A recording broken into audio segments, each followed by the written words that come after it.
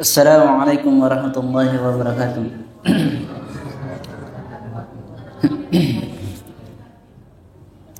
Innal hamdalillah nahmaduhu wa nasta'inuhu wa nastaghfiruh wa na'udzu billahi min shururi anfusina wa min sayyiati a'malina.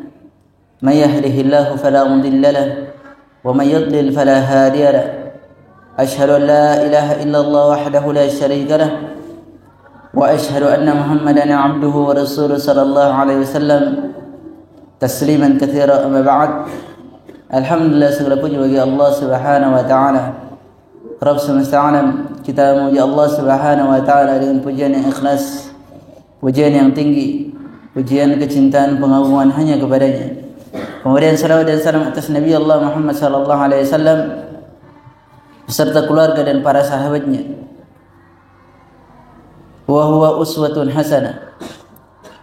Rasulullah sallallahu alaihi wasallam teladan terbaik untuk seluruh manusia. Alhamdulillahilladzi bi ni'matihi tatimmu shalihat. Allah Subhanahu wa taala mempertemukan kita kembali di salah satu rumah dari rumah-rumahnya, di Masjid Al-Mubarak Taika. Semoga dengan pertemuan ini Allah Subhanahu wa taala menjadikan kita orang-orang yang istiqomah di atas agamanya.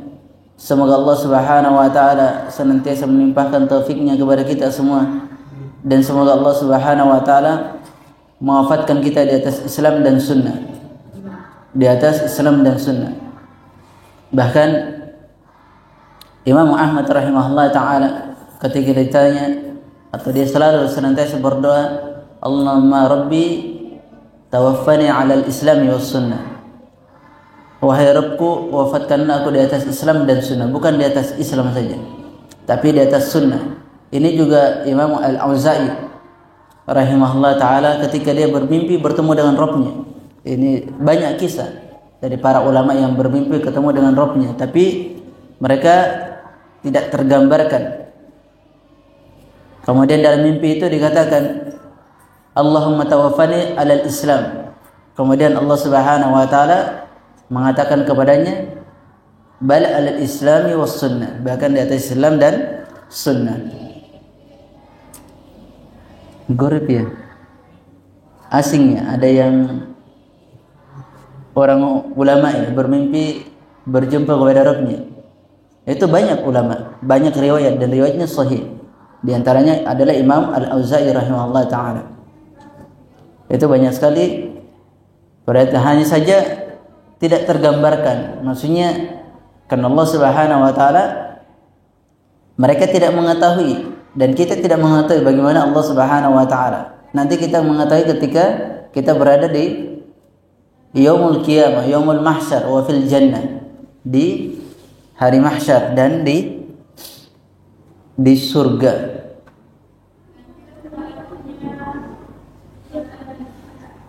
Kita melanjutkan kajian kita berkenaan dengan akidah Ahlus Sunnah wal Jamaah.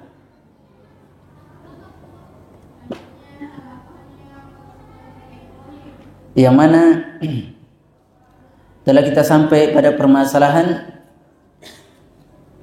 adalah al-khauf. Kemarin kita telah membagi dari permasalahan al-khauf. Kemudian kita juga telah menerangkan rukun-rukun ibadah. Rukun ibadah ada 3 dan harus terkumpul padanya. Bapak-bapak dan ibu-ibu sekalian, harus terkumpul rukun ibadah tersebut dalam ibadah seorang hamba. Oleh sebab itu, ketika dia ingin beribadah, maka dia hadirkan cinta, takut dan harap. Cinta, takut dan harap. Maka tidaklah dianggap ibadah kecuali harus terkumpul 3 rukun tersebut. Kemudian berikutnya kata beliau, at-taslimu wa ridha wa ta'atul mutlaqatu lillahi wa li rasulih. Ini juga kita telah bahas. Itu menerima sebenar-benar sepenuhnya dan ridha, taat yang mutlak hanya kepada Allah Subhanahu wa taala dan hanya kepada Rasulnya Muhammad sallallahu alaihi wasallam. Jadi ketaatan yang mutlak hanya kepada Allah dan Rasulnya. Menerima lapang dada. Tidak boleh seseorang mengikuti hawa nafsunya yang mana bertentangan dengan yang mana bertentangan dengan Al-Quran dan Sunnah, maka dia jauhkan dari perkara tersebut, dan itu adalah penyempurna daripada keimanan. Begitu juga bahwasanya berhukum bahwasanya Allah Subhanahu wa taala yang beriman bahwasanya Allah Subhanahu wa taala yang memutuskan hukum di dalam kehidupan manusia. Jadi ketika seseorang hidup dalam kehidupan ini, maka dia harus mengikuti hukum Allah Subhanahu wa taala, hukum nabinya Muhammad sallallahu alaihi wasallam. Karena ketentuan kehidupan itu adalah semua berada di sisi Allah Subhanahu wa taala. Ketika seseorang berada dalam kehidupan dunia, maka dia akan diatur. Allah Subhanahu wa taala akan mengaturnya. Allah Subhanahu wa taala akan mengaturnya karena Allah Subhanahu wa taala yang menciptakan. Tujuannya agar seorang hamba itu masuk dan selamat dari siksa neraka dan masuk ke dalam surga Allah Subhanahu wa taala. Itulah tujuan daripada apa yang Allah Subhanahu wa taala tetapkan dalam hukum-hukumnya. Namun hanya di dunia ini seseorang harus beribadah kepadanya, beribadah semata hanya kepada Allah Subhanahu wa taala. Dia beriman terhadap hukum yang Allah Subhanahu wa taala tetapkan sebagaimana dia beriman kepada Rabb-Nya Subhanahu wa taala. Dia beriman bahwasanya Allah yang diibadahi. Kemudian tidak ada syariat selain syariat apa yang diturunkan oleh Allah Subhanahu wa taala kepada Rasul-Nya. Tidak ada syariat. Tidak pernah seorang mukmin muslim mengaku syariat yang lain. Karena ditegaskan dalam Al-Qur'anul Karim, "Innad dina indallahil Islam." Innad dina indallahil Islam. Sesungguhnya agama di sisi Allah Subhanahu wa taala hanya agama Islam, tidak ada agama yang lain. Agama para anbiya dan rasul terdahulu adalah Islam. Wa huwa tauhid, dinut tauhid. Dia adalah agama Islam, agama samawiyah yang diturunkan dari langit. Kemudian dilarang seseorang berhukum kepada tagut. Apa itu tagut? Apa itu tagut? Kita telah terangkan. Ma'ubida min dunillah. Apa yang diibadahi dari selain Allah. Apa saja yang diibadahi dari selain Allah maka dikatakan tagut. Dalam ayatnya diterangkan wa man yu'min billah wa man yu'min billahi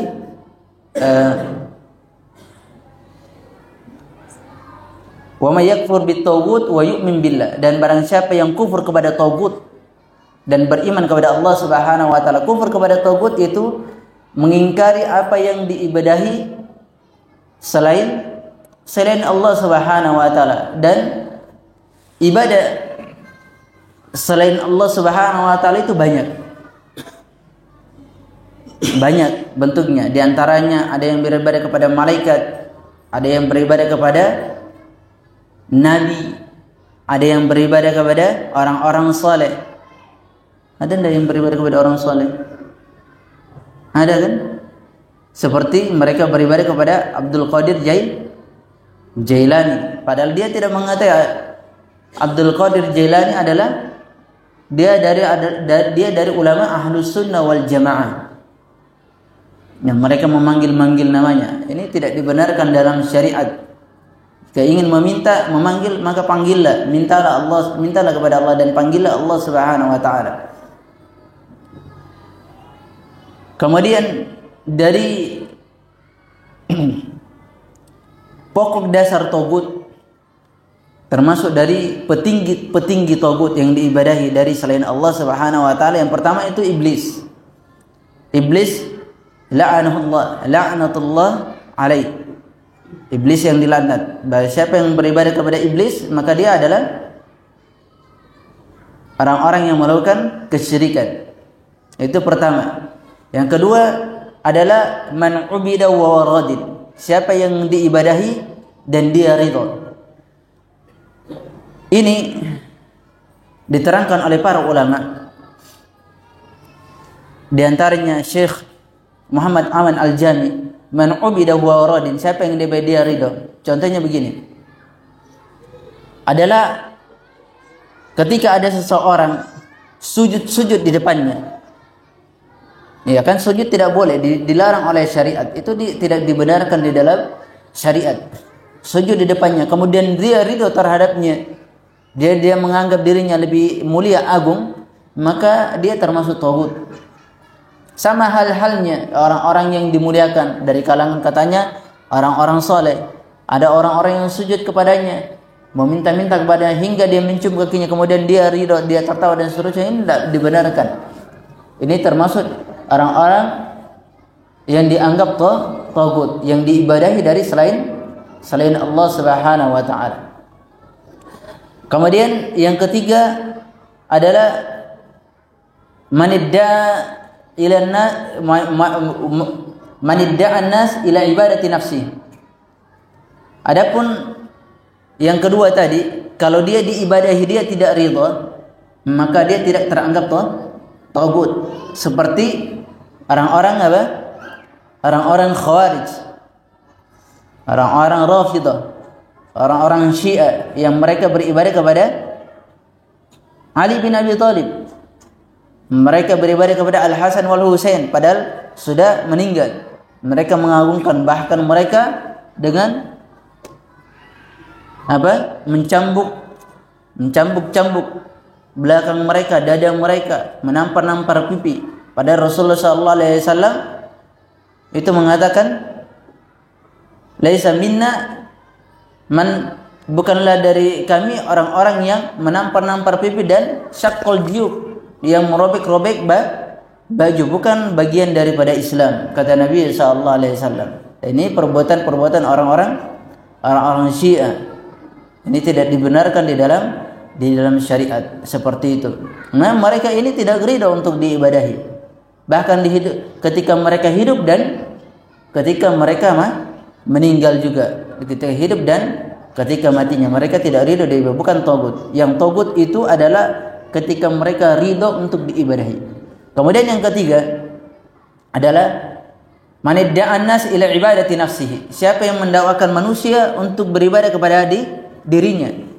Contohnya begini, ini hampir sama dengan yang kedua. Mengajak manusia agar manusia itu fanatik buta kepadanya. Ini hati-hati. Mengajak manusia agar manusia fanatik buta kepadanya. Dia ajak dirinya. Dia menyampaikan agama, namun yang diajak adalah agar orang-orang ikut dengannya. Dia ingin diikuti. Ini bagian daripada orang yang mendakwakan manusia untuk beribadah kepada dirinya. Maka di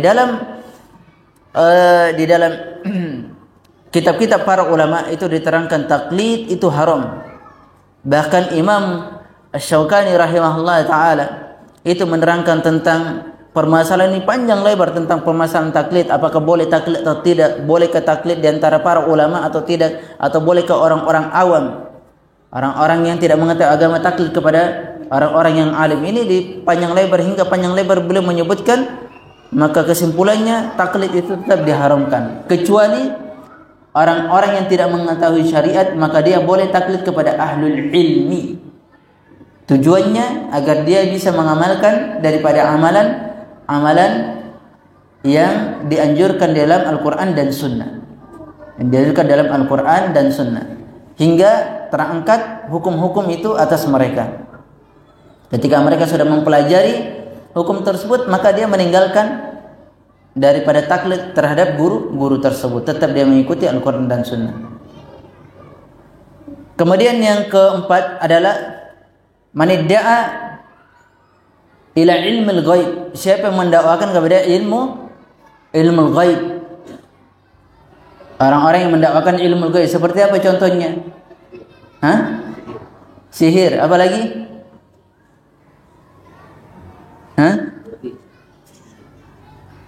Sihir, sandro. Iya, itu semua. Paranormal dan seterusnya. Itu kan mendakwakan ilmu ghaib. Itu dikatakan kuhan, kahinan. Sebagaimana diterangkan dari hadis Nabi sallallahu alaihi wasallam yang diriwayatkan Imam Muslim dari istri Nabi sallallahu alaihi wasallam. Kata Nabi sallallahu alaihi wasallam, "Man ata 'arrafan fasa'alahu an syai' fasaddaqu wa lam tuqbal lahu salatun 40 yawman. Barang siapa yang mendatangi para dukun, tukang sihir, paranormal dan seterusnya, kalau dia bertanya sesuatu kemudian membenarkan sesuatu tersebut, maka tidak diterima salatnya selama 40 hari lamanya. Bahkan di Ashabus Sunan itu diterangkan, kata Nabi sallallahu alaihi wasallam, man ata kahinan a'arrafan fasaddaqu bima yaqul faqad kafara bima unzila ala Muhammad. Barang siapa yang mendatangi dukun, paranormal, tukang sihir, kemudian dia membenarkan ucapannya, maka sungguh dia telah kafir terhadap apa yang diturunkan oleh Muhammad, apa yang diturunkan oleh Muhammad. Ini dalam kitab-kitab tauhid diterangkan, ini berbahayanya hal-hal yang demikian karena bisa menafikan, meniadakan kesempurnaan tauhid, menafikan tauhid karena mendakwakan ilmu ghaib. Allah Subhanahu wa taala berfirman dalam Al-Qur'anul Karim, "Qul la ya'lamu man fis samawati wal ard qul la ya'lamu man fis samawati wal ard al-ghaiba illallah." Katakanlah, tidak ada yang mengetahui apa yang di langit dan apa yang di bumi, perkara gaib, kecuali Allah Subhanahu wa taala. Kecuali Allah Subhanahu wa taala. Kemudian berikutnya, yang terakhir adalah al-hukmu bima bighairi ma anzalallah. Berhukum terhadap apa yang Allah berhukum selain apa yang Allah Subhanahu wa taala turunkan. Ini juga kita terangkan. Ini sebenarnya kita ulang-ulang untuk mengingatkan kembali. Berhukum selain apa yang Allah Subhanahu wa taala turunkan. Berhukum selain apa yang Allah Subhanahu wa taala turunkan itu dirinci. Yang pertama,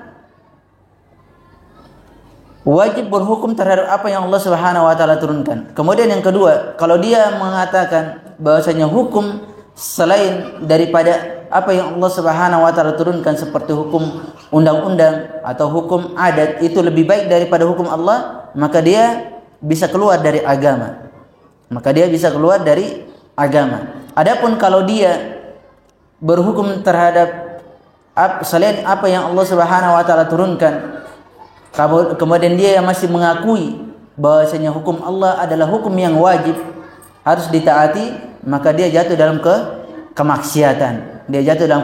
Contohnya seperti orang yang minum khamar, contohnya orang yang berjudi, dia kan berhukum terhadap apa yang selain apa yang Allah Subhanahu wa taala turunkan kan? Dia melanggar hukum Allah, berarti tidak berhukum dengan hukum Allah. Tapi dia tetap mengakui bahwasanya itu adalah perkara yang haram. Hanya saja ada kebutuhan bagi dia. Ada kebutuhan bagi dia. Mungkin hawa nafsu atau ada kebutuhan yang lain. Wallahu taala alam. Kemudian inilah daripada 5 tagut tersebut: iblis, laknatullah, kemudian siapa yang diibadahi dia ridha, kemudian siapa yang mendakwakan kepada manusia untuk beribadah kepada dirinya, kemudian siapa yang mendakwakan ilmu ghaib, karena tidak ada yang mengetahui perkara ghaib kecuali Allah Subhanahu wa taala. Bahkan nabi dan rasul, bahkan malaikat sekalipun tidak mengetahui perkara ghaib. Kemudian yang terakhir adalah berhukum selain apa yang Allah Subhanahu wa taala turunkan. Tapi ini ditafsir, bukan berarti hukum yang ada di undang-undang ini semua tidak boleh. Lah, itu dirinci. Ada yang bertentangan dan ada yang apa? Ada yang mencocoki syariat. Ada yang mencocoki syariat. Kemudian seseorang dilarang untuk keluar dari syariat apa yang dibawa oleh Nabi Muhammad SAW. Siapa yang membolehkan untuk keluar dari syariat tersebut, maka dia bisa keluar dari agama. Yang kelima, al-hukum bi ghairi ma anzalallahu wa kufur akbar qad yakunu kufran duna kufrin. Ini sudah kita terangkan. Berhukum selain apa yang Allah Subhanahu wa taala berhukum terhadap apa yang Allah Subhanahu wa taala berhukum selain apa yang Allah Subhanahu wa taala turunkan bisa kufur akbar. yaitu kufur yang mengeluarkan dari keislaman. Kufur yang mengeluarkan dari keislaman ini sudah kita rincikan. Kemudian taksimuddin ila haqiqah wa yatamayyazu bil khas wa syari'ah tulzimul 'am dunal khas wa fasl siyasa أو غيرها عن الدين باطل بل كل من خالف الشريعة من حقيقة السياسة وغيره فهو إما كفر وإما ضلال بحسب درجاته. Jadi agama itu dibagi, ada hakikat dan ada syariatnya. Hakikat secara khusus dan syariat secara umum. Bukan hakikat itu hakikat yang diinginkan orang-orang yang mendakwakan membagi agama ini menjadi 4: syariat, hakikat, kemudian bukan syariat, apa lagi? Syariat, hakikat, tarikat dan ma'rifah. Nah, bukan seperti itu. Ini bagi kalangan yang pernah menjalani, sebabnya kita juga pernah menjalaninya sampai tidak berujung. Iya, terus terang yang thariqah 4 ini kami pernah merasakannya dan kita hampir gila karena dia tidak berujung. Karena orang-orang yang menjalani 4 tarikat ini dia belum pernah mempelajari kitab namanya Ar-Risalah Qusairiyah, maka dia belum dianggap orang-orang yang dalam tingkatan ma'rifah. Karena ujung dari kitab mereka itu adalah Risalah Qusairiyah. Itu neneknya tasawuf. Kitabnya neneknya tasawuf. Dan itu berhati-hati. Jangan dibeli kitab itu. Itu berbahaya. Meruntuhkan akidah kaum muslimin. Kemudian ini sudah kita terangkan. Yang berikutnya, yang ketujuh, tidak ada yang mengetahui perkara gaib kecuali Allah Subhanahu wa taala. I'tiqadan anna ahadan ghair Allah ya'lamu ghaib kufrun.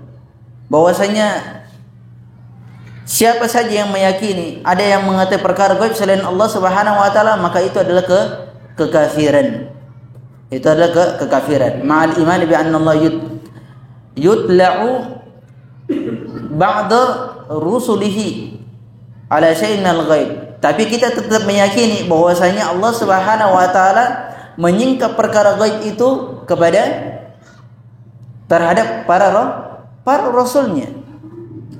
Kenapa Allah Subhanahu wa taala menyingkap perkara gaib itu tersebut?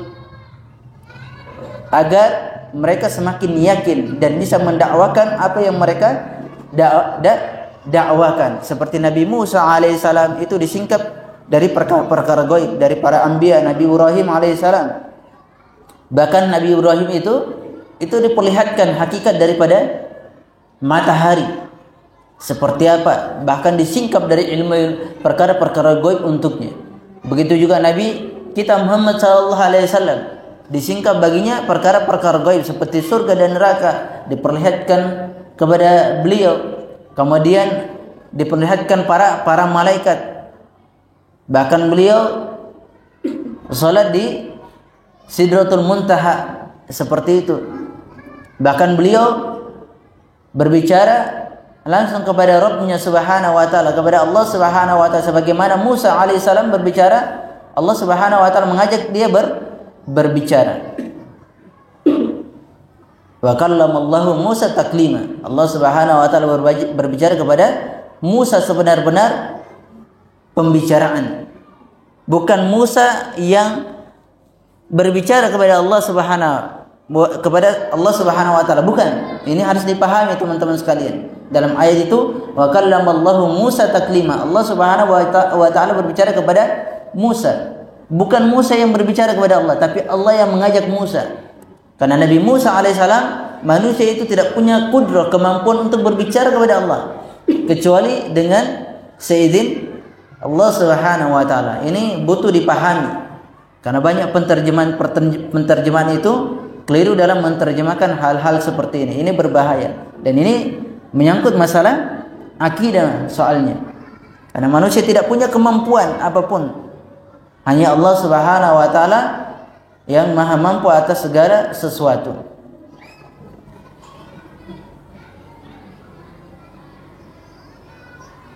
Kemudian i'tiqadu sidqi munajjimin wa kuhan kufrun wa ityani wa dhihabi ilahi kabiratun. Berkeyakinan bahwasanya membenarkan para dukun, tukang sihir, paranormal itu kekafiran, dan mendatangi mereka itu termasuk dosa-dosa besar. Meskipun kalau dia mendatangi tujuannya untuk memberikan ujian, maka kadang dia diwajibkan. Sebagaimana yang diterangkan oleh Syekh Ibnu Utsaimin rahimahullah taala, mendatangi dukun itu ada 4 perkara. Kalau dia mendatangi saja, dia termasuk dosa besar. Tapi kalau dia mendatangi kemudian membenarkan apa yang dia ucapkan, maka dia bisa jatuh kepada kekufuran karena membenarkan. Kemudian kalau dia bertanya, dia termasuk juga dosa besar. Dia bertanya kepadanya meskipun dia tidak membenarkan. Kemudian yang terakhir, dia mendatangi tapi ingin menguji. Dia mendatangi kemudian dia ingin menguji kelemahan daripada dukun tersebut, paranormal tersebut, untuk menjatuhkan bahwasanya apa yang dia dakwakan itu kebatilan. Maka ini terkadang kata para ulama di antaranya Syekh Ibnu Utsaimin rahimahullah taala, ini wajib hukumnya. Ini wajib hukumnya. Kalau dia mengetahui perkara gaib, tanya saja apa yang ada dalam hati kita. Kalau dia tidak mengetahui apa dalam hati kita, berarti dia benar-benar seorang pendusta. Karena tidak akan mungkin ada yang mengetahui hati seseorang kecuali Allah Subhanahu wa taala. Ini menunjukkan kelemahan mereka. Ini menunjukkan kelemahan mereka. Kemudian yang berikutnya, wasilatul ma'mur biha fil Qur'an wa hiya ma yuqarribu ila Allah ta'ala min at-ta'atil masru'ah. Wa tawassul thalathatu anwa' al-masru' wal bid'i wasyirk. Jadi menjadikan wasilah perkara-perkara yang diperintahkan seperti Al-Qur'an, menjadikan sarana terhadap perkara-perkara yang diperintahkan untuk mendekatkan kepada Allah Subhanahu wa taala, mendekatkan diri kepada Allah Subhanahu wa taala dari ketaatan, maka ini disyariatkan. Ini disyariatkan. Dan menjadikan sarana, wasilah, perantara, menjadikan perantara itu ada 3 keadaan. Yang pertama, ada yang disyariatkan, seperti dia menjadikan wasilah, perantara kepada Allah Subhanahu wa taala dengan nama dan sifat-sifat Allah Subhanahu wa taala. Contohnya, dia meminta dengan nama-nama Allah Subhanahu wa taala, dia mengatakan ya Rahman ya Rahim. Itu kan menjadikan perantara antara nama Allah dan kepada Allah Subhanahu wa taala agar Allah memberikan dia apa yang dia inginkan. Atau dengan dia menjadikan amalan solehnya, meminta kepada Allah Subhanahu wa taala, ya Allah, aku dahulu melakukan kebaikan kepada orang tuaku. Bisa jadi amalan yang aku lakukan itu amalan kebaikan ikhlas karena Engkau, maka berilah kelapangan kepadaku. Itu diperbolehkan. Sebagaimana kisah orang-orang yang terkunci di dalam goa. Mereka menjadikan amalan soleh mereka itu sebagai wasilah untuk meminta kepada Allah Subhanahu wa taala. 3 orang yang terkunci, di antaranya orang yang berbakti kepada kedua orang tua, orang yang melakukan amalan soleh yang lainnya. Seperti itu. Atau dia meminta doa-doa yang soleh, sebagaimana doa-doa yang telah diajarkan oleh Nabi sallallahu alaihi wasallam. Kemudian ada yang kedua, menjadikan wasilah yang diada-adakan. Yang diada-adakan, yang tidak ada dasarnya sama sekali dalam syariat, baik dalam Al-Quran dan Sunnah. Seperti dia menjadikan wasilah para anbiya, zatnya Nabi dan Rasul, atau orang-orang soleh, atau kedudukan. Dia mengatakan, demi kedudukan Rasulmu ya Allah, atau demi kedudukan orang soleh ini ya Allah, aku meminta kepada Engkau suatu kenikmatan. Ini tidak dibenarkan. Ini meminta sarana wasilah kepada kedudukan orang-orang soleh. Bahkan meminta kedudukan pada para nabi itu tidak dibenarkan. Bagian perkara yang diada-adakan dalam syariat. Kemudian yang ketiga, ada meminta perantara yang dia berupa kesyirikan, syirkul akbar. Di antaranya adalah orang yang meminta kepada kuburan agar ahlul kubur itu menyampaikan doanya kepada Allah Subhanahu wa taala. Bagaimana mungkin orang-orang yang berada di kuburan itu dapat memohon doa kepada orang-orang yang hidup, sementara dia saja, kalaulah dia ini bisa dihidupkan, tentu dia meminta untuk dihidupkan agar dia melakukan amalan soleh. Dia saja sendiri tidak bisa bertanggung jawab atas dirinya. Lantas bagaimana orang-orang yang hidup, orang-orang yang berakal meminta doa kepada orang yang sudah meninggal? Itu suatu kemustahilan. Secara akal itu tidak masuk logika. Orang yang meninggal, bagaimana orang yang hidup meminta kepada orang yang sudah meninggal? Sementara orang yang si mayit ini digoyang ke sana kemari, orang yang hidup memandikannya, bagaimana dia tidak punya kemampuan sama sekali? Bahkan orang yang hidup lebih memiliki kemampuan daripada orang yang meninggal. Lantas bagaimana orang yang hidup minta doa kepada orang yang sudah meninggal? Kan itu tidak masuk akal. Begitu juga meminta kepada kuburan, itu tidak dibenarkan di dalam syariat. Bahkan mereka isti'anah atau istighotsah. Ini banyak. Atau dulu yang kita masih dapatkan cerita dari orang-orang tua kita terdahulu, bahkan ada yang meminta terhadap pohon-pohon keramat, batu-batu besar. Iya, bahkan di dalam kelambu pun mereka sesuatu ada hal yang dikeramatkan meminta kepada kelambu, atau meminta kepada rumah kosong, memberikan telur kepadanya, beras kuning. Ya, kenapa tidak dimakan telurnya? Iya, kenapa beras kuningnya tidak dibuatkan songkolo biar dimakan rame-rame? Ya, mereka memberikan kepada neneknya, kata mereka. Ya, ini juga yang terjadi. Mereka meminta kepada penghuni sungai, penghuni laut, katanya neneknya muncul. Iya, katanya ada saudaranya apa? Antara buaya dan manusia. Itu kemustahilan. Tidak ada dalam syariat itu manusia bersaudara dengan binatang. Tapi kalau di daerah Sulawesi banyak ya. Tidak akan mungkin manusia itu bersaudara dengan binatang. Allah Subhanahu wa taala menciptakan manusia itu berpasang-pasangan agar mereka dapat berkembang biak dengan sesama jenis mereka, bukan sesama jenis binatang. Binatang dengan binatang, tumbuhan dengan tumbuhan, kemudian manusia dengan manusia. Yang anehnya itu adalah kok ada binatang laut itu bersaudara dengan manusia. Binatang laut saja dengan binatang darat itu tidak mungkin bersaudara. Iya kan? Binatang laut dengan binatang darat itu tidak mungkin bersaudara. Kecuali buaya laut dan buaya darat.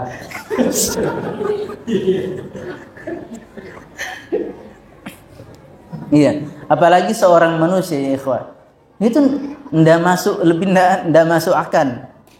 Yang ada adalah binatang laut itu dimakan oleh binatang darat. Tidak mungkin mereka bersaudara. Ini tidak masuk akal. Lantas mereka datang membawa sesajen, itu kesyirikan, syirkul akbar, mukhrijun anil millah, mengeluarkan dari agama. Kenapa mereka diagungkan? La haula wala quwata illa billah. Ini pentingnya kita belajar akidah, keyakinan. Bapak-bapak dan ibu-ibu sekalian, agar akidah kita tidak runtuh. Banyak orang yang Islam tapi dia tidak mempelajari akidahnya dengan benar. Akhirnya menjerumuskan dia ke jurang api neraka. Bukankah kita terangkan dari awal bahwasanya doa para ulama, mereka ingin diwafatkan di atas Islam sunnah, bukan di atas Islam saja. Karena banyak orang yang beragama Islam namun tetap mereka melakukan kesyirikan. Waliyadu billah.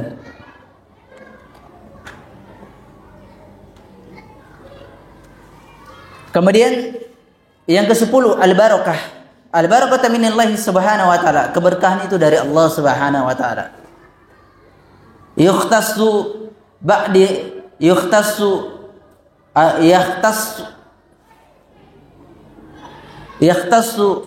ba'da khalqihi bima yasha minha fala tasbutu fi syai'in illa bidalil.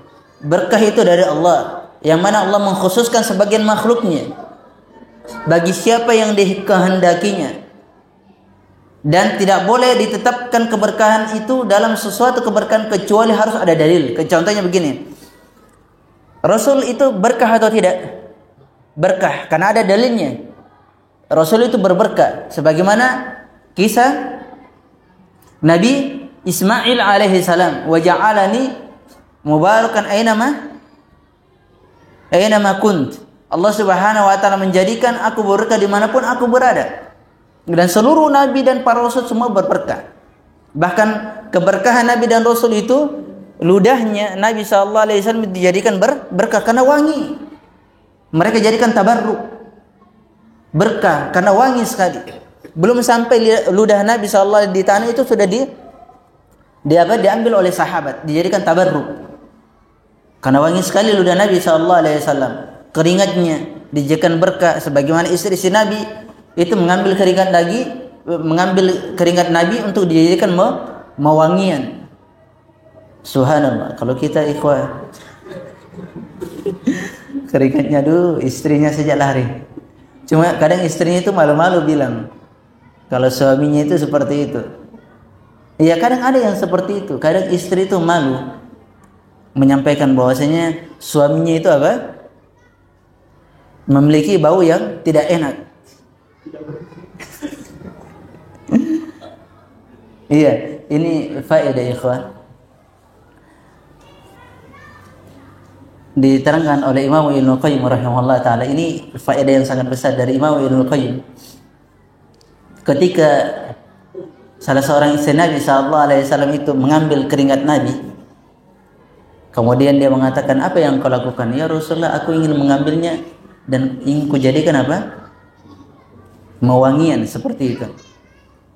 Maka kata Nabi, kata Ibnu Qayyim rahimahullah taala, ini menunjukkan apa yang ada dalam hati Nabi SAW tergambarkan dari luar, dan benar-benar hati Nabi SAW itu tidak ada kotoran padanya, dan itu ditampakkan dari luar badan Nabi SAW, seperti air ludahnya, seperti keringatnya. Nah, kita ini kalau apa yang ada pada kita ini semakin buruknya hati kita, semakin baunya badan seseorang. Seperti itu. Semakin buruknya hati seseorang, semakin baunya badan seseorang. Ini bukan berarti, ya kadang kata para ulama, ini dari para ulama. Sekarang saya ambil dari ilmu kedokteran. Ilmu kedokteran itu dia mengatakan sebenarnya itu sebagian dari pada faktor makanan. Dan itu benar kalau dikaitkan dengan agama, benar itu faktor makanan. Makanan yang tidak halal itu akan menjadikan bau bagi tubuhnya. Makanan yang tidak halal menjadikan bau bagi tubuhnya, dan makanan yang halal tentulah menjadikan ia lebih baik. Dan seluruh makanan yang haram itu pasti membahayakan. Itu mendatangkan sakit, meskipun makanan itu pada dasarnya halal, seperti ayam contohnya, ikan, daging sapi, daging kambing, itu kan halal. Namun ketika dia mengambil dengan cara yang tidak halal, maka menjadikan penyakit bagi dirinya. Itu adalah hikmah di antara apa yang Allah Subhanahu wa taala haramkan dari jalan-jalan yang tidak benar. Wallahu taala alam. Apa itu keberkahan? Keberkahan itu kasiratul khair wa ziyadatu wa thubutu wa luzum. Keberkahan itu banyak kebaikan semakin bertambah. Iya, semakin bertambah terus, maka semakin keberkahan pula yang ada, dan tetap dia senantiasa tetap dan terus menerus. Itu keberkahan. Bukan hanya sekadar bertambah banyaknya itu keberkahan, tidak. Kadang ada orang diberikan bertambah banyak tapi menjadi azab bagi dia. Sebagaimana orang-orang yang berjudi, orang-orang yang makan riba, dari harta-harta yang riba, itu kan bertambah. Tapi semakin Allah tambahkan, semakin sebenarnya dia disiksa. Namun semakin mereka disiksa dan semakin mereka tidak puas. Memang banyak tapi mereka tidak puas, hingga mereka berhutang banyaknya. Padahal mereka memiliki uang yang sangat banyak, harta yang berlimpah, tapi mereka tetap memiliki hutang. Inilah menunjukkan tidak berkah daripada harta yang dia miliki. Tapi keberkahan itu sedikit dan dia terus menerus tetap dan bertambah sedikit demi sedikit, maka itulah yang berberkah. Kemudian ada di antaranya keberkahan itu ada keberkahan waktu. Di antaranya malam Lailatul Qadar.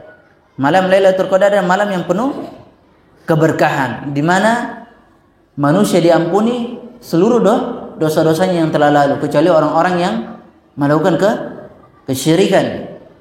Kecuali orang-orang yang melakukan kesyirikan, maka mereka tidak diampuni kecuali dia bertobat kepada Allah Subhanahu wa taala sebelum meninggalnya. Itu adalah malam berkenaan dengan keberkahan pada waktu, itu malam Lailatul Qadar. Maka jangan luput daripada malam Lailatul Qadar. Yang kedua, fil makan, keberkahan pada tempat, yaitu di masjid-masjid. Terutama di tiga masjid seperti Masjidil Haram Makki, Masjidil Haram An-Nabawi, kemudian Masjidil Aqsa. Masjidil Aqsa Palestina. Itu masjid yang paling berberkah. 3 masjid yang paling berberkah di muka bumi ini. Siapa yang sholat di Masjidil Haram, sekali sholat berapa kebaikan yang dia dapatkan? 100.000 kebaikan. Siapa yang sholat di Masjid Nabawi mendapatkan 10.000 kebaikan. Siapa yang sholat di Masjidil Aqsa mendapatkan 1.000 kebaikan. Ini adalah tempat-tempat yang berberkah. Seperti kita berada di masjid, talabatul ilm, menuntut ilmu, itu ada satu keberkahan. Ada namanya barakatul majlis, keberkahan dalam majlis. Kemudian fil asya, pada sesuatu seperti air, ma'uz zamzam. Tidak ada air yang paling berberkah kecuali air zamzam, karena zatnya memang sudah berberkah. Berbeda dengan air-air yang lainnya. Air-air yang lainnya dia berberkah ketika diberikan kepada orang-orang untuk disedekahkan. Adapun air zamzam itu khusus padanya. Dia adalah air yang berberkah pada asalnya. Wallahu taala alam. Ini akan diterangkan oleh pengarang rahimahullah taala hal-hal yang berberkah di pertemuan berikutnya. Wallahu taala alam. Ya, silakan jika ada yang ingin bertanya.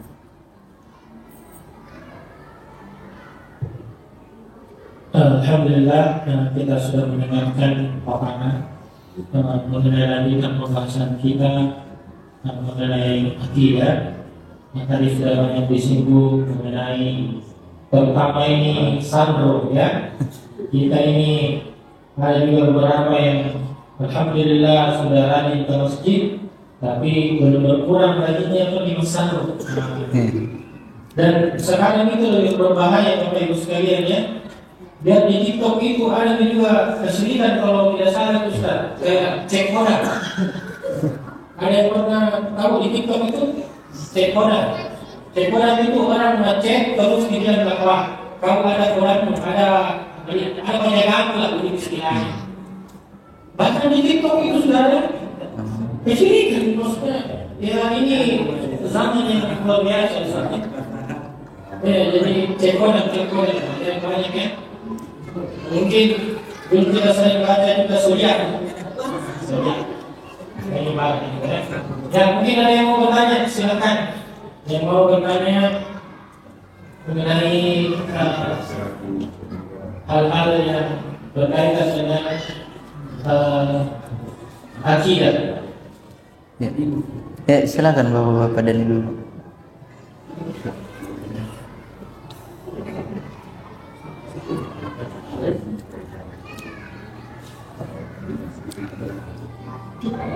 Bismillahirrahmanirrahim. Assalamualaikum warahmatullahi wabarakatuh. Waalaikumsalam warahmatullahi wabarakatuh. Alhamdulillah, malam ini kita mendapat banyak ilmu gratis. Yang saya ingin tanyakan Ustaz, tadi Ustaz mengatakan adalah agama yang diakui oleh Subhanahu wa Ta'ala. Bagaimana kaitannya dengan mengucapkan selamat kepada agama lain? Selamat beribadah kepada orang lain. Ini sudah tersirat pengakuan sebenarnya ketika kita memberikan selamat kepada agama orang lain. Nah, bagaimana hukumnya seperti itu? Yang kedua, di daerah kita Sulawesi Selatan ini, namanya di Ponto itu namanya mau kumpul. Yaitu secara itu sampai perahu besar penuh dengan songkok, bahkan terbau didorong ke laut. Bagaimana hukumnya seperti itu? Nah, ini dilaksanakan secara tahunnya besar-besaran. Mohon penjelasan Ustaz. Terima kasih. Wassalamualaikum warahmatullahi wabarakatuh. Wassalamualaikum warahmatullahi wabarakatuh. Selamat Natal begitu. Iya. Enggak, mengucapkan selamat Hari Raya. Hari Raya Natal gitu ya. Iya. Nah, itu sudah tersirat Iya. pengakuan terhadap agama orang lain selain Islam. Yang mengucapkan Iya. Islam. Terima kasih, mohon penjelasan. Iya, yang pertama mengucapkan selamat kepada hari raya orang lain, agama lain. Mengucapkan selamat kepada agama lain itu tidak dibenarkan dalam syariat. Karena mengucapkan selamat itu bentuk daripada keridhaan. Bentuk daripada keridhaan terhadap agama tersebut. Sementara Allah Subhanahu wa taala menerangkan innad dina indallahil Islam. Tidak ada agama, kepercayaan selain keyakinan, selain agama Islam. Maka ketika dia mengucapkan selamat, berarti dia meyakini ada kepercayaan yang lain, agama yang lain. Allah Subhanahu wa taala berfirman dalam Al-Qur'anul Karim, "Wa may yabtaghi ghaira islami dinan wa may yabtaghi ghaira islami dinan wa may yabtaghi barang siapa yang mencari agama selain agama Islam, falan yuqbala min, tidak akan diterima, wa huwa fil akhirati minal khasirin, di dalam, dan dia akan menjadi orang-orang yang sengsara di negeri akhirat. Siapa saja mencari agama daripada selain agama Islam, maka tidak akan pernah diterima. Mencari hukum-hukumnya, mencari keridhaan daripada selain agama Islam, maka tidak dibenarkan dalam syariat. Wa may yabtaghi ghaira islami dinan fala yuqbala min wa huwa fil akhirati minal khasirin. Itu yang pertama. Jadi oleh sebab itulah melantunkan ucapan-ucapan kepada selain agama Islam itu tidak dibenarkan. Bukankah Allah Subhanahu wa taala menerangkan lakum dinukum wali adin? Untukmu agama kalian dan untuk kami adalah agama kami. Maka keyakinan, sekali lagi jamaah sekalian, itu berkenaan dengan keyakinan tidak ada kompromi sama sekali. Tapi berkenaan dengan kewarganegaraan, sosialisasi, maka itu ada kompromi. Yaitu berbuat baik kepada tetangga, contohnya menghormati mereka, tidak mengganggu mereka. Bahkan Nabi SAW mengancam mereka akan masuk ke dalam neraka orang-orang yang mengganggu tetangganya. Mereka akan masuk ke dalam neraka orang-orang yang mengganggu tetangganya, menyakiti tetangganya, biar orang muslim maupun kafir. Kalau dia mengganggu tetangganya yang kafir muslim, maka Allah Subhanahu wa taala ancam mereka untuk masuk ke dalam api nerakanya. Nah, ini kan bentuk toleransi dalam agama. Tapi adapun berkenaan dengan keyakinan, akidah, maka tidak ada toleransi sama sekali. Untuk mereka agama mereka, keyakinan mereka, untuk kita memiliki keyakinan tersendiri. Maka tidak ada ucapan-ucapan kecuali dalam Islam. Wallahu taala alam. Kemudian yang kedua, berkenan dengan memberikan kerbau, sesajen-sesajen ke sungai, iya kan? Dan seterusnya. Itu bukan hanya saja di di Sulawesi ini, di Kalimantan juga ada namanya. Di Kalimantan itu ada. Namanya irau namanya. Sama halnya, tidak ada perbedaan. Di Jawa juga ada. Tidak ada perbedaan, di Sumatera juga ada. Bahkan daerah Ambon sana pun ada mereka. Tapi dengan nama yang berbeda, hakikat sama. Bentuk kesyirikan. Apa dia? Meminta kepada jin, penghuni laut, iya kan?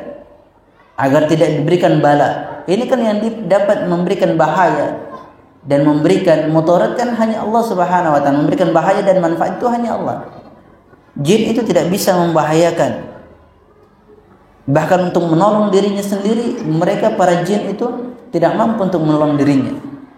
Mereka tidak bisa membahayakan kecuali apa yang Allah Subhanahu wa taala tetapkan untuk makhluknya, seperti itu. Maka ini adalah bentuk kesyirikan. Ini bentuknya adalah penyembahan kepada makhluk gaib. Mereka menyembah kepada makhluk gaib seperti jin. Kemudian makhluk-makhluk yang dikeramatkan. Wallahu taala alam. Ini yang diterangkan oleh para ulama, Pak. Iya, silakan, Pak. Masalah kebiasaan kita bersanji. Setiap pada acara apakah itu mau kawin anaknya dan bersanji. Iya. Apakah apa yang hukumnya seperti ini? Iya, kalau barat sanji, Pak, sampai sekarang saya belum temukan itu barat sanji. Syariatnya ya. Syariat barat sanji itu saya belum temukan. Makanya saya tidak barat sanji, Pak. Iya, karena saya tidak menemukan ada syariat barat sanji. Iya kan? Namanya kan Ja'far al-Barazanji ya. Yang pengarang Barazanji itu. Tapi sampai sekarang kami tidak Barazanji padanya. Tidak melakukan Barazanji karena kami tidak mengetahui ada syariat dari Nabi. Karena agama ini harus ada syariatnya. Siapa yang mengamalkan dalam suatu agama harus dia mendatangkan dalil, baik dari Al-Quran maupun dari Sunnah. Adapun kalau selain daripada ini keduanya, maka tidak bisa dipertanggungjawabkan. Siapa yang bertanggung jawab atas itu semua? Siapa yang mau bertanggung jawab? Kan tidak ada yang mau bertanggung jawab, kan? Tidak ada bisa yang bertanggung jawab hal demikian. Maka jangan coba-coba beribadah kecuali harus ada dalilnya dulu. Sebagaimana yang kita terangkan, hukum asal ibadah itu haram hukumnya. Diharamkan, Pak. Kita hukum asalnya diharamkan untuk sholat. Tapi karena ada dalilnya yang menganjurkan kita sholat, mengangkat tangan seperti ini, meletakkan tangan seperti ini, kemudian ruku, sujud, itu ada semua dalilnya. Maka boleh kita ruku, boleh sujud. Tapi kalau tidak ada dalilnya, maka kita tidak dibenarkan. Sama halnya seseorang meletakkan tangan di sebelah kirinya, iya kan? Apakah diperbolehkan? Ada badiknya contohnya, iya toh? Ada badiknya. Dia mau jaga-jaga supaya musuh tidak mengganggu dia. Boleh enggak? Tidak boleh. Bahkan dalam perkara darurat pun tidak dilarang. Karena Nabi SAW melarang. Tapi kalau meletakkan tangan di bawah pusat, di atas pusat, di atas dada, semua itu tidak masalah seperti itu. Nah, ini kan seluruh ibadah itu harus ada dalil. Kalau perkawinan kan itu ibadah, Pak ya. Perkawinan ini. Saya melaksanakan umpamaan selatan. Iya. Sebelum acara itu dilaksanakan di dalam rumah bersanji. Iya. Bersanji mereka kan anggap ibadah, Pak. Iya kan? Nah, maka kalau dia seperti itu ibadah, siapa yang pertama kali mensyariatkan, Pak? Kan yang harus kita datangkan kan harus nabinya dulu. Kemudian para sahabatnya, kemudian orang yang mengikuti para sahabat. Nah, itu baru kita tenang. Tapi kalau selain daripada mereka, maka tidak ada ketenangan, tidak ada jaminan padanya. Sama sekali kita tidak memiliki jaminan. Oleh sebab itu berhati-hati, Pak, dalam ibadah. Bukan berarti kita meninggalkan tersebut hal demikian itu terhinakan, tidak. Bisa jadi dia mendapatkan kemuliaan di sisi Allah Subhanahu wa taala tanpa dia ketahui. Kan seperti itu. Kemuliaan dan kehinaan itu bukan di tengah-tengah manusia. Kehinaan dan kemuliaan itu di sisi Allah Subhanahu wa taala. di sisi Allah Subhanahu wa taala. Saya terus terang kalau ditanya tentang barasanji, karena saya tidak mendapatkan dalil sampai sekarang. Ya, kita dulu memang hanya ikut-ikutan ya. Ya mungkin beliau lebih tahu. Mungkin beliau lebih tahu karena dia senior saya. Nah, kalau saya sampai sekarang selama mengenal sunnah, saya cari dalil-dalil tentang barasanji itu sama sekali tidak mendapatkan dalilnya, sama sekali tidak mendapatkan dalil tentang barasanji. Wallahu taala alam. Kalau ada dalilnya Pak, bisa kita cek ulang kembali, kita cek bersama, kan seperti itu. Ya, begitu Pak ya. Iya. Ya, seperti memang agak, ya walaupun memang agak sensitif ya, jadi kita menghargai perbedaan pendapat. Setahu saya sih memang barasanji itu, dia dulu itu ada lomba menulis kehidupan Nabi. Juaranya ini namanya Ja'far Al-Barzanji. Ya, lomba. Jadi juaranya Ja'far Al-Barzanji. Dan ini Barzanji ini muncul ratusan tahun setelah Rasulullah wafat. Saya pernah mendapat kepercayaan jadi kan Barzanji dulu itu dibaca oleh sahabat ketika jadi Rasulullah itu bareng-bareng begitu, terus Rasulullah sahabat itu baca Barzanji. Padahal dia tidak tahu bahwa sebenarnya Barzanji itu muncul ratusan tahun setelah Rasulullah wafat. Tapi ya itu polemik di tengah masyarakat, ya silakan. Kalau Ustaz sendiri mungkin dan juga saya tidak mengamalkan karena lebih berhati-hatian. Saya kira cukup ya. Sebenarnya saya juga masih ada pertanyaan, tapi kayaknya biar kita Ustaz sama misalnya bagi Ibu ini tuh Ustaz. Assalamualaikum warahmatullahi wabarakatuh. Salam sejahtera untuk kita semua. Kaum setia setia. Itu budaya itu lagi saya baru tahu, karena seperti ini pada kan sebenarnya salam itu adalah kemuliaan. Iya, sebenarnya ucapan-ucapan seperti itu juga tidak dibenarkan dalam syariat ya. Ya, ucapkan salam saja, assalamualaikum warahmatullahi wabarakatuh, sudah cukup. Tapi kalau orang-orang kafir mengucapkan salam, hanya dijawab wa alaik atau wa alaikum. Jangan dijawab wa alaikumsalam, karena tidak ada keselamatan atas mereka. Dan kenapa kita menjawab seperti itu? Karena Nabi yang menganjurkan kita untuk menjawab seperti demikian. Ketika mereka mengatakan assalamualaikum wa alaik, karena kita assalamualaikum waalaikumsalam warahmatullahi, ini keliru.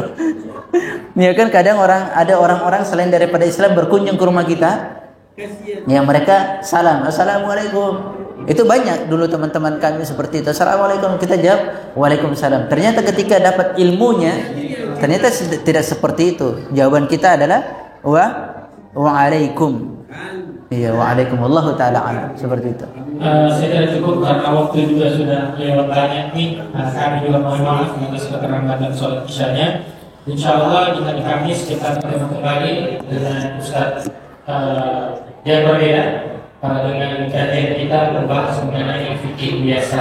Saya kira sekian. Subhanallahumma wa bihamdihi, asyhadu an la ilaha illa anta, astaghfiruka wa atubu ilaik. Assalamualaikum warahmatullahi wabarakatuh.